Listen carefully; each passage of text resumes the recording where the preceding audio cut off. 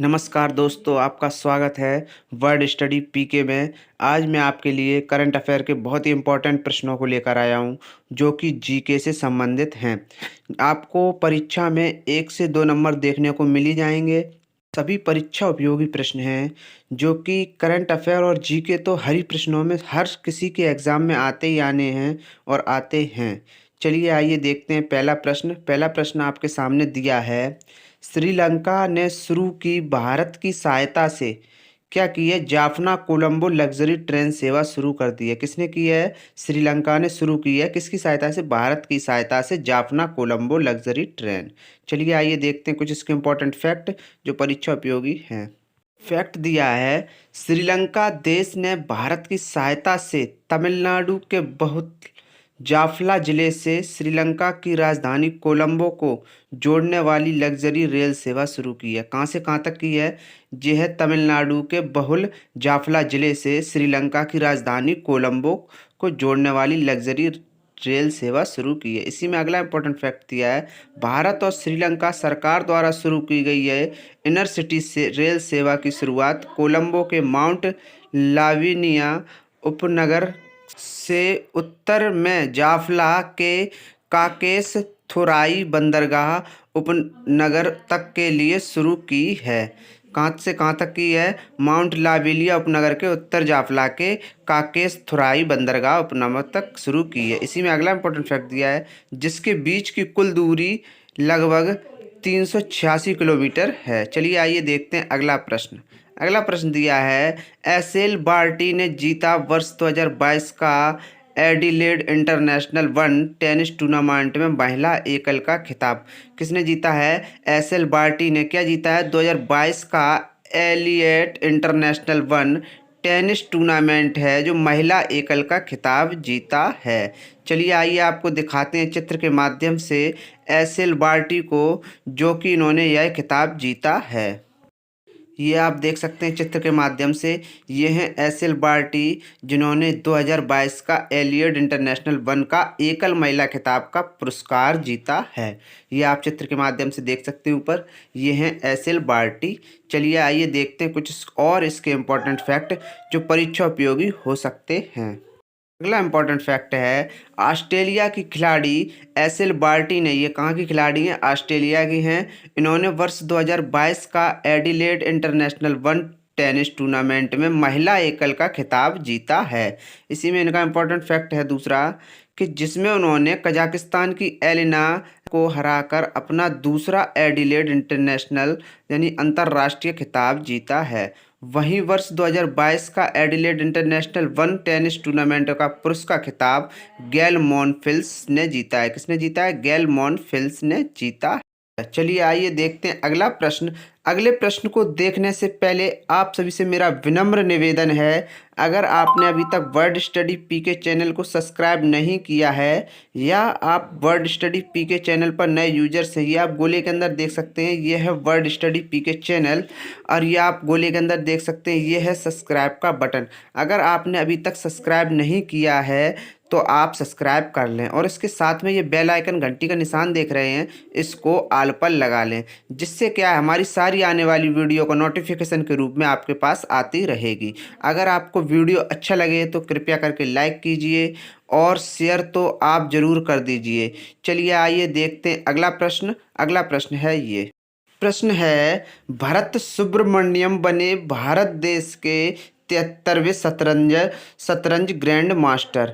जो भरत सुब्रमण्यम हैं वह भारत देश के 73वें शतरंज ग्रैंड मास्टर बने हैं। क्या बने हैं? Grand master. किसके? शतरंज ग्रैंड मास्टर। कौन से नंबर के हैं? ये 73वें नंबर के हैं। इनका नाम क्या है? भरत सुब्रमण्यम, भारत देश के। चलिए आइए देखते हैं कुछ इसके इंपॉर्टेंट फैक्ट है, उन्होंने इटली कैलोटिया की तीसरी और अंतिम ग्रैंड मास्टर मानदंड हासिल किया है, जिसमें उन्होंने अपने 4 अन्य राउंड के साथ 9 राउंड में 6.5 अंक हासिल किए हैं। वह इस स्पर्धा में 7वें स्थान पर रहे हैं। किसवें स्थान पर रहे हैं? 7वें स्थान पर रहे हैं।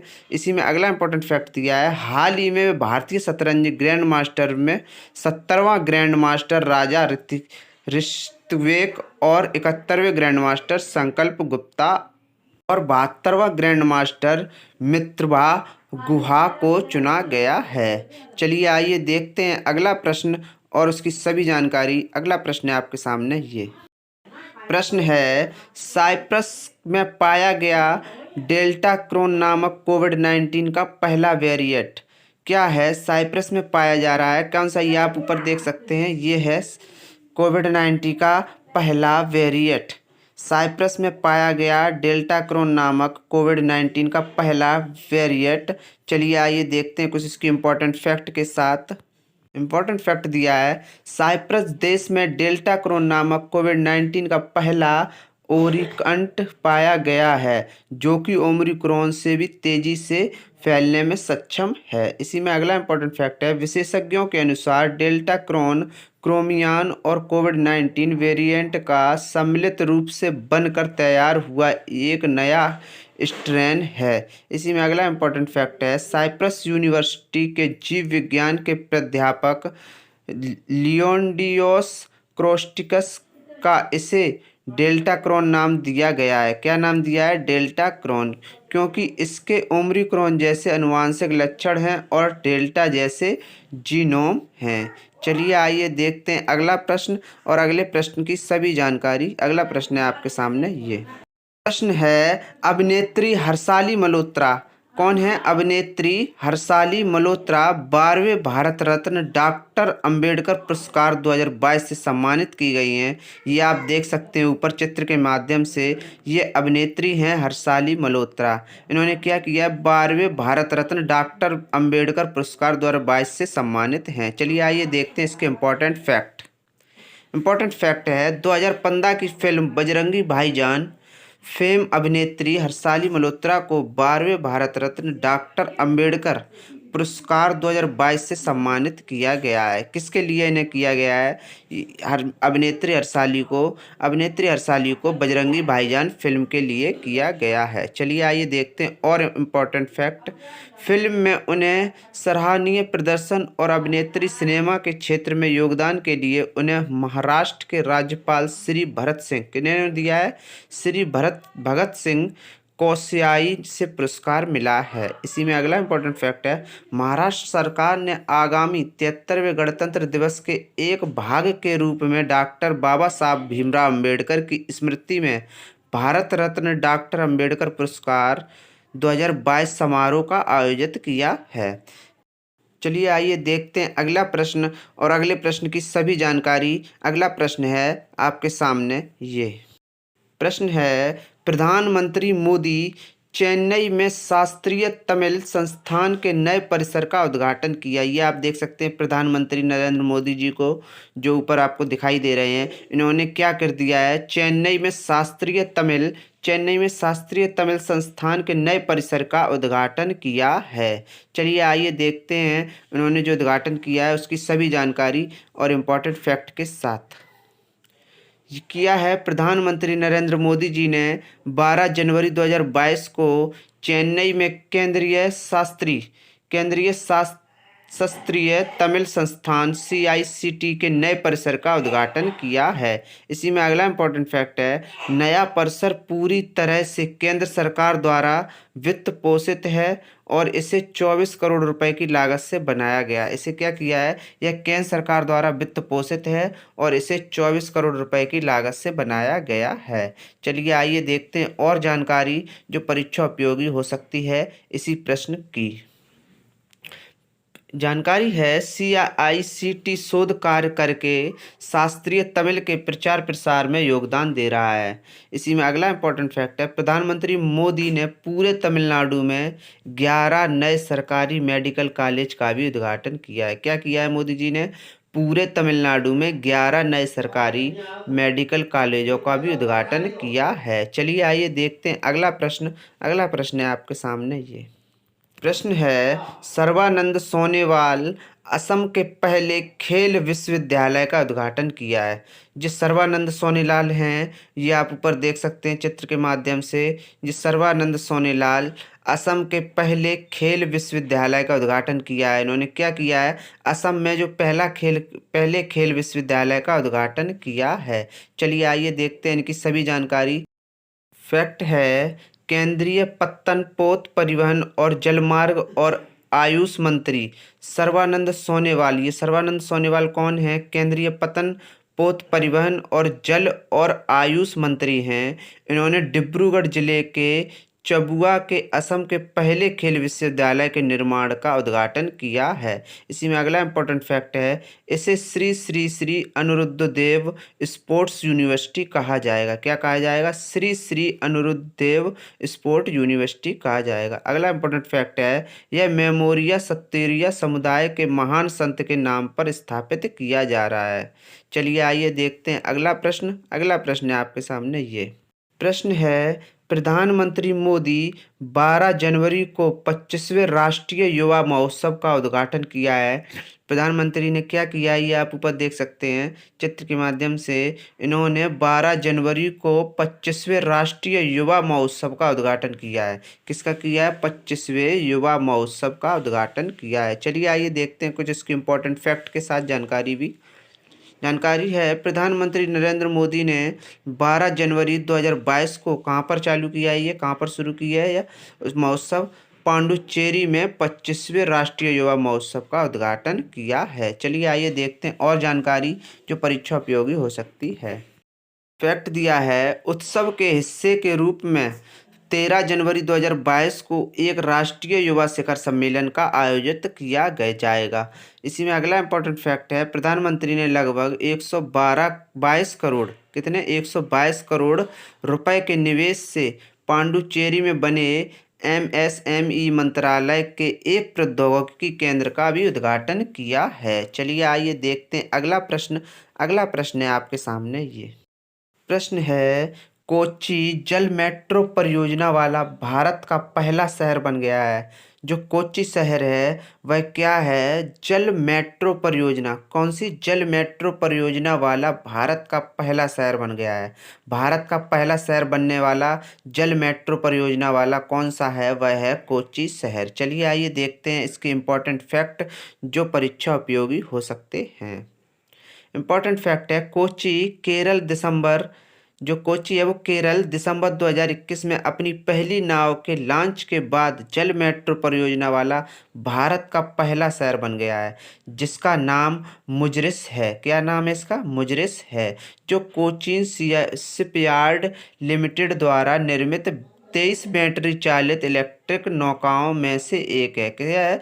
23 बैटरी चालित इलेक्ट्रिक नौकाओं में से एक है। यह लॉन्च 747 करोड़ रुपए की परियोजना का एक हिस्सा है, जो कोच्चि वाटर मेट्रो लिमिटेड द्वारा संचालित है।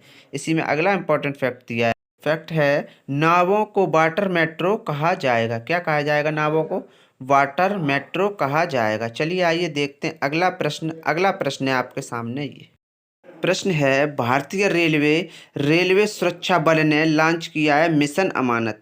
रेलवे सुरक्षा बल ने क्या लॉन्च किया है? वह लॉन्च है मिशन अमानत को भारतीय रेलवे सुरक्षा बल ने लॉन्च किया है। किसको? मिशन अमानत। चलिए आइए देखते हैं इसके इम्पोर्टेंट फैक्ट पूरी जानकारी के साथ। इंपॉर्टेंट फैक्ट दिया है, यात्रियों के खोए हुए सामान का ट्रैक करने के लिए भारतीय रेलवे एक नई पहल मिशन अमानत लेकर आया है। इसमें क्या है यह मिशन अमानत? यह मिशन अमानत है यात्रियों के खोए हुए सामान को ट्रैक करने के लिए भारतीय ने नई पहल शुरू की है। इसमें दूसरा इंपॉर्टेंट फैक्ट है, इसे रेलवे सुरक्षा बल आरपीएफ ने लॉन्च किया है। किसने लॉन्च किया है?